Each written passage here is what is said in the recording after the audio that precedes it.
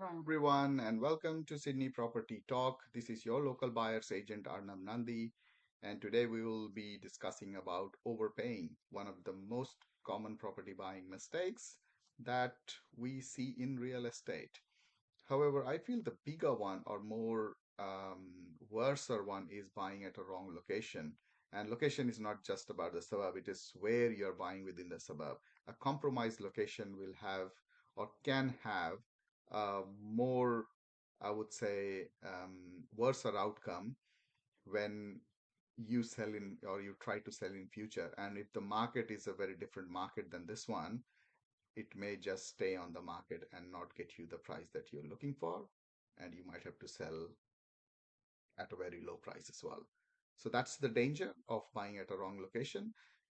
When we then see that, okay, you have purchased something at the wrong location and you have overpaid. Okay, in this case, you can see the price that have been paid is quite high for a property at the bad location. It's a very deadly combination. So I think you should really avoid getting into these ones. Yes, sometimes you may think that, okay, I cannot afford to buy on a good location in this particular suburb. I still want to buy something there for whatever reason, which I would still say, I will still argue against it.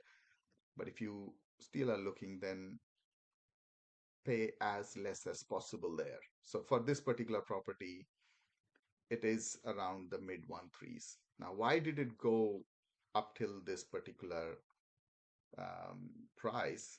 Is that you have a scarcity of certain things, certain aspects in the market, and the demand has suddenly gone up. Now, with respect to this property, I wouldn't have any complaints about it because it is presented quite well. Very standard features, inclusions, nothing extraordinary. So I don't want to call it as a extremely luxury product that is in the market, but at a bad location, which we have seen in our in my previous videos. Yes, very standard one. Good floor plan. I think that's the functional part of the floor plan. You have a decent backyard, but I think that's where it stops. So what really happened on the auction day was there were a few bidders, I would say about three to four. Um, the majority of the bidding actually happened around the mid one threes before two bidders have taken it to 1.42, where the highest bidder sat. The other one kind of gave up. It stalled there. Owners were expecting more, which is what happens most of the time.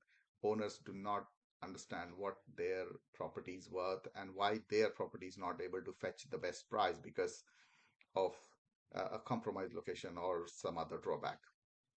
Now, so we walked away, walked out, the highest bidder stayed on.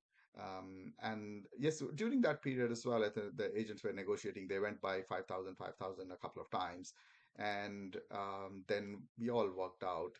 And then when we saw this result, I think after a day or so, we thought, okay, this person have gone over their maximum, the leading bid, which is at 142, and they have paid almost, 45,000 from there for this particular property. What transpired? I'm not very sure. Was there anything else that have happened? Not very sure. But yes, you are have been actually you just gave away at least $45,000 in this particular situation.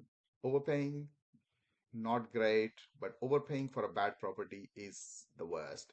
So yes, we never say you don't have to overpay for a good property. Yes, you can, because then you may not be able to get such a good property at that price, maybe when the market is moving up.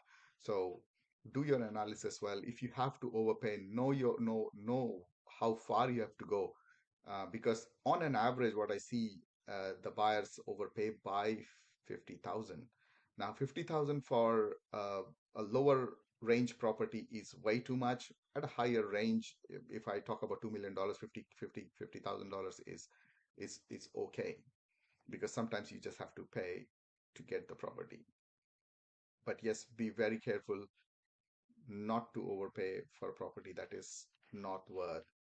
I tell people that you ask yourself one question, and that is this property something which would be desirable by more number of people when you go to sell in future? I know it's hard to answer this question without not having a good knowledge of real estate, but think over that question very well. Is it going to be a very good desired property by many buyers? I think that's the question you need to answer. Um, Hope it was informative, and thank you so much for listening.